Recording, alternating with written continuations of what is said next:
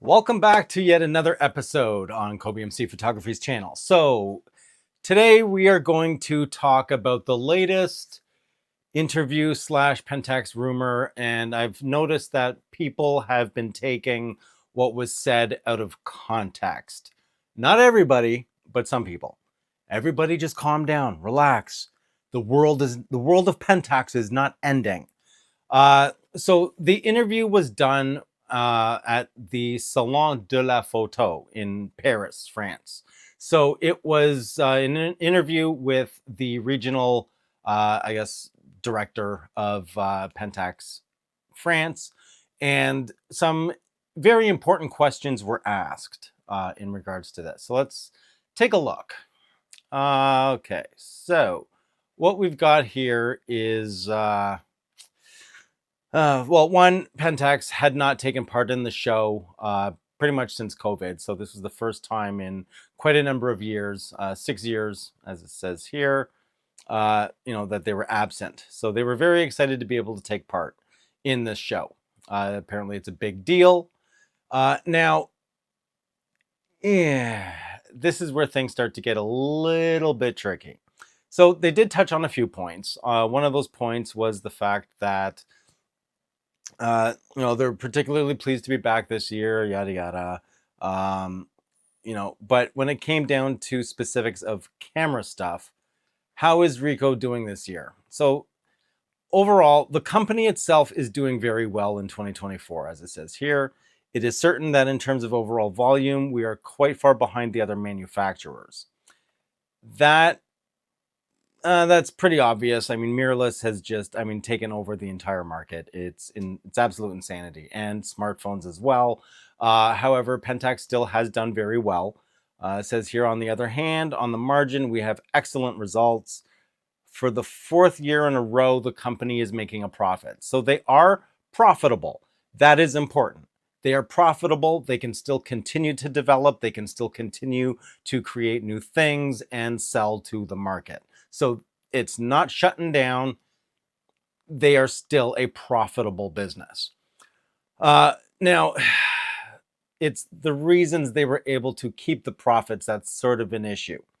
For one, we are profitable because we have niche products that stand out in the sector. The Ricoh GR3, expert compacts are all the rage, and as are the Pentax WG rugged compacts. See, this part surprised me. I didn't know that the Pentax rugged cameras were all that popular. I know Olympus makes them as well. I just did not think the Pentax / Ricoh WG series was all that popular. So that I found that very interesting. They're almost alone in the segment. It's basically just these or the Olympus Tough series. Those are the only two options.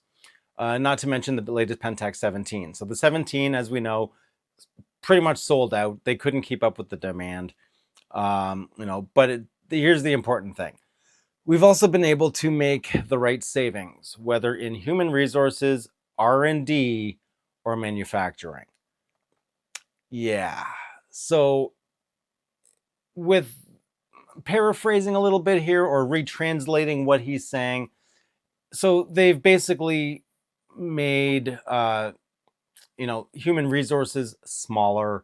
They have scaled back R&D, which in turn saves them money, which means they can more easily achieve profitability because they're not spending the money on R&D, manufacturing, things like that. Remember back a while ago, they had said they were going to be changing their manufacturing philosophy, and it would not be mass manufacturing. It would be more manufacturing to scale or on-demand manufacturing, right? So, yeah, that whole thing of scaling back R&D, personally, I think that's a mistake. You need R&D to be able to create new things. I mean, look at the advances mirrorless has made. 90% of that has been hardcore R&D. Without the R&D, you cannot find a new way. You can't implement a new technology or invent something that hasn't been done before. You need R&D. Yeah, but I digress. Let's continue. So And then they asked, were you surprised with the success of the 17? He states in Japan and here too, we conducted a lot of research in the 2 years leading up to the launch of the project.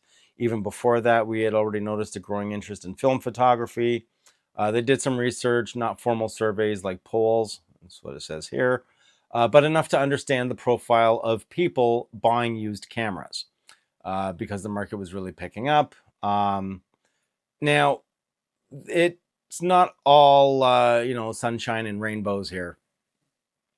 States that we launched the product in June and it started off very promising. The summer holidays and back to school season slowed the momentum, and we saw a decline in late summer. Currently, currently we are waiting to see if demand will pick up again. But it is still too early to say if the product will be a long-term success or if it will have a successor. So with that said, I mean, basically they're saying that they're still analyzing the market. Let's see what happens. Hopefully we can continue this as a long-term project after the money they invested on creating it. And let's see if it continues, if it starts to climb back up and becomes popular again, maybe we'll release a successor. Now, that's sort of an issue because they had said they were going to have multiple film cameras. So if this doesn't take off again, I don't think we'll see another film camera release from Pentax. It's a cool toy. Well, maybe that's not the right word. It's not a toy. It is a decent camera for film. However, I think novelty, there we go, right? The excitement was there at the very beginning. Everybody jumped on it and then it died out, right? Maybe they could do that again with an SLR film camera, or maybe the SLR camera would fare better because it would have an interchangeable lens, right? But at the same time, for them, especially stating that they scaled back HR, they scaled back R&D, that, it's a tough call. It's a very tough call. So let's continue. All right. Are you able to attract new customers to the SLR? Here we go. Or rather, are you considering your base? Now, the answer to this was, in all honesty, it's hard to attract new customers to SLR. The market is constantly shrinking. Sales are still good for us, but we can see that the trend is downward. Yeah. It also observed that customers looking for SLRs are mainly people of an older age. And this statement here about the older age mirrors with my data from my YouTube channel. The majority of the audience is 46 and older. Period. The end. Those are the highest points. So how to sell an SLR in 2024. Now, this is where things get a little interesting. In 2024, it's getting harder and harder. In the beginning, here we are. In the beginning, you could still push things like optical sights or the optical viewfinder, but there's been so much progress in electronic sights since then, right? As we know, the EVF has an incredible amount of data. The quality is much better. The refresh rate is like pretty much real time. And he continues on here, and that's not even counting the other advances, right? So the other advances of mirrorless cameras. Frankly, that's not part of our current strategy anymore because sales in that area are declining. Now, this is the part I've noticed has been taken out of context. People have taken that line and retranslated that into saying that Pentax is pretty much done. They're not going to release anything else. What we have now is all it's going to be, right? But that's not what's actually being said. They're saying that in regards to the marketing strategy, they cannot focus on, the optical viewfinder as being the thing, that you're missing out on, right? That strategy just does not work, right? So they're going to be changing the strategy, because the sales in that area are declining. So they need to find a new marketing strategy to push the advantages of an SLR, right? And it says here, we continue to offer this type of product, of course, but today criteria such as weight and size have become essential for consumers.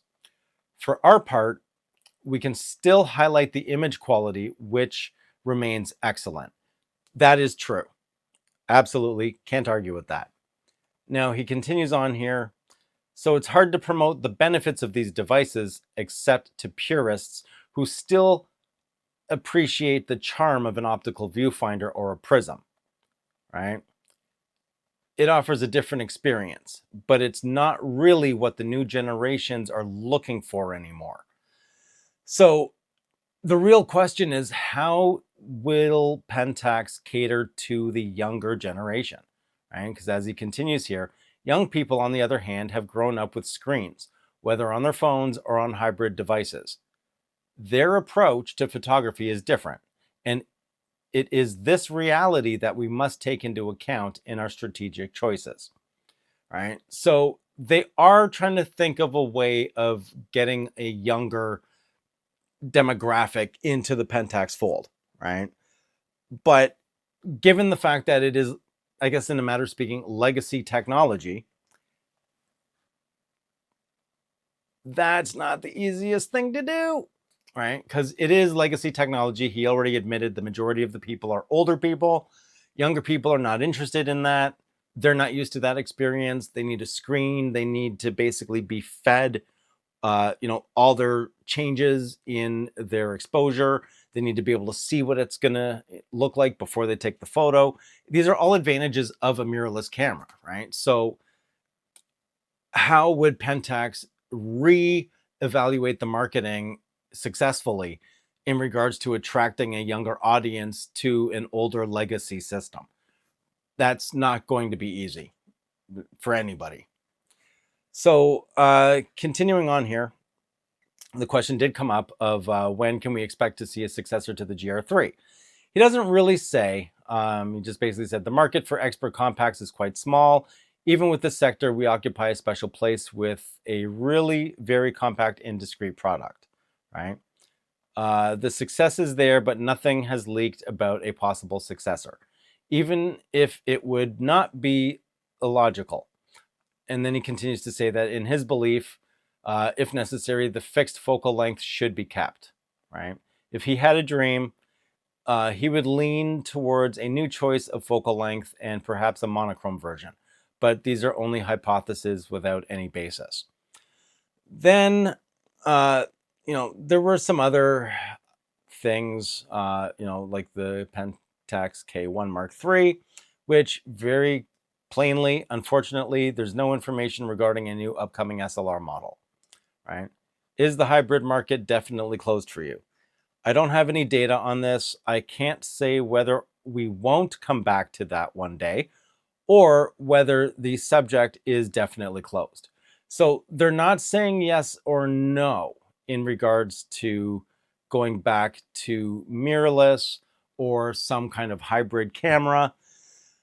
They did not specifically say no, but they're also not saying yes in the same breath, right? Everything's on the table. They are currently in, I guess, reevaluation mode. So hold on, relax, breathe in, breathe out. It's not over for Pentax. No, no, no, it is not. They will continue to sell the things they're selling. They've just scaled back some things. They're reevaluating the market. They're reevaluating the marketing, but the camera business is profitable and has been for the past 4 years. So they're not worried about it. You shouldn't be worried about it. I'm not worried about it. And that's going to conclude this video. If you like the video, leave a like. If you have not already, please do subscribe. Always helps out, all that fun stuff. If you want to support the channel, that information is at the bottom of the description. And if you have any questions or comments, or you just want to chat away, do that down below in the comments section. And I am going to go. I will catch you on the next video. I'm out.